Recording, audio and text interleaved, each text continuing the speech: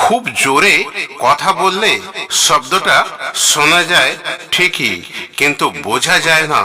ধীরে ও স্বাভাবিকভাবে কথা বললে কানের তীক্ষ্ণতা বাড়ে, ফলে কথা শোনা ও বোঝা যায়। তাই স্বাভাবিক কথাই সামঞ্জস্য পূর্ণ। ছেলেটি যখন বিয়ে করে তখন মেয়েটি বাপের বাড়ির মায়া কাটিয়ে চলে আসে একজন অজানা স্বামীর সাথে।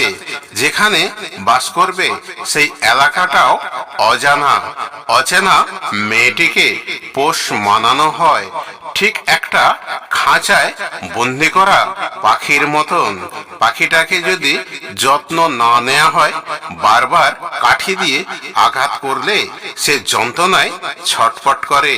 এক সময় পালাবার চেষ্টা করে খাঁচা খোলার অপেক্ষায়।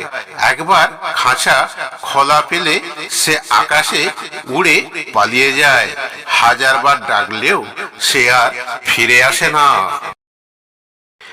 যে মাটিতে জন্ম নিলাম সেই মাটি থেকেই পেলাম অত্যাচার, পদাঘাত, অবহেলা, লাঞ্ছনা, হিংসা, বেকারত্ব, ঘৃণা আর অবজ্ঞা। পুরুষ যদি একবার মহিলাকে ঘৃণা করে, তাহলে পুরুষের গায়ে হাজারবার ঝাঁপিয়ে পড়লেও আগের মতো মহিলাকে ভালোবাসবে না। এটাই পুরুষের বৈশিষ্ট্য।